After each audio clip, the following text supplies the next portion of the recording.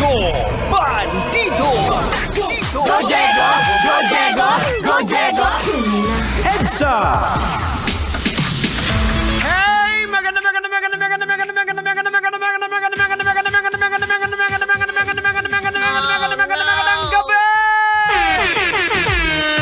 Metro and Mega Manila, give it a quick check. It is now 30 minutes after 7 o'clock in the evening. That's right mga kabisyo, kasama niyo pa rin po straight until 9 o'clock. Ito po ang programang EDSA. At syempre mga kabisyo, ito na simula na po tayo sa ating balitaktakan. Hindi na natin patatagalin to. Pag-usapan na natin to. To the rescue ang isang lolang 82 years old. Wow! Nang makuryente ang pinatawag niyang electrician. Siya mismo daw ang nagbaba, si lola mismo. Sa lalaki mula ladder, mula sa hagdan na nagsasagawa. At siya din ang nagsagawa ng CPR. Oh no! Marahil ikaw ay nagtatanong, paano ginawa ni lola? Ako din. Kaya hindi na natin patatagalin to, boards! Logican na natin to! Ay siya, ano pang hinihintay mo? Sampalin ka sa mukha? Logican mo na yan! Logika na yan! Logika na yan! Alright mga kabisyo, logican na yan. Anong leksyon ang ating mapupulot? Anong aral ang ating madudukot? Boards! Kailangan ba bang i-memorize yan? Basic! Boards, dapat ito yung basic sa bawat isa. Ang knowledge at pag-aksyon when it comes to emergency. Kagaya po ni Lola na 82 years old na. So, ibig sabihin, si Lola may alam. Wow! Kasi alam niya kung paano gagawin eh. Hindi niya hinawakan yung nakuryenteng electrician. So ang ginawa niya, gumamit siya ng isang parang rubber insulator. Para sa mga kabisyo po natin na hindi nakakaalam, pag sinabi po nating insulator, ito po yung mga bagay-bagay na hindi po dinadaluyan ng kuryente. Kagaya ng mga goma. Ayan, so hindi po tumutuloy o dumadaloy ang kuryente kaya ginagamit siya bilang insulator.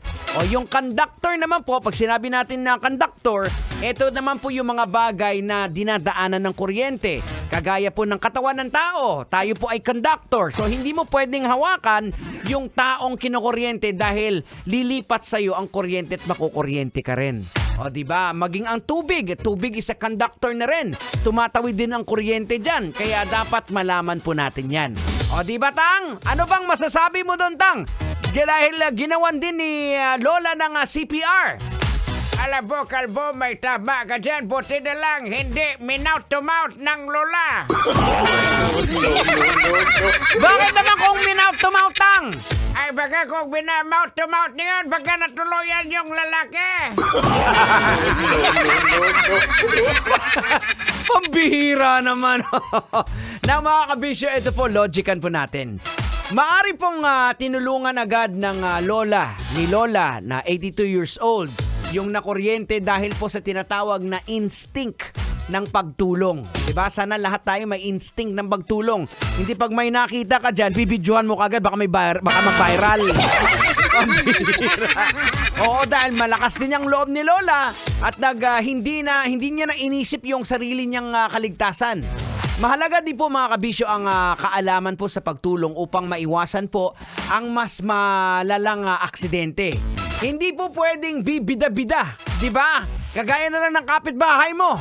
Bibida-bida. Kunyari may emergency. Sabi niya, akong bahala dyan, pre. Akong bahala dyan, alam ko yan. Pinagdaanan ko na to eh. Nanggaling ako sa Saudi eh.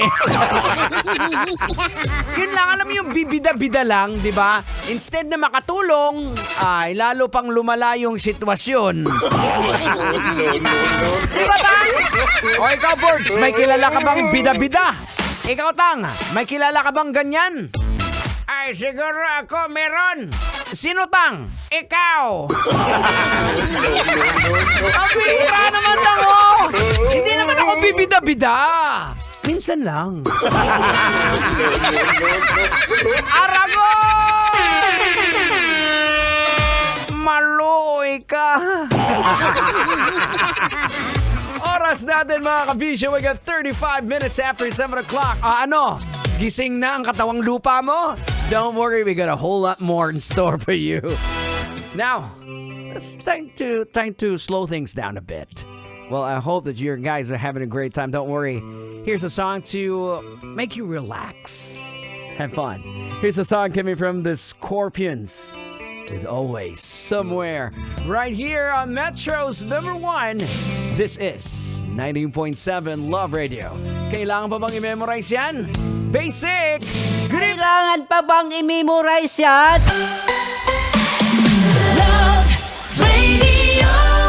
Basic!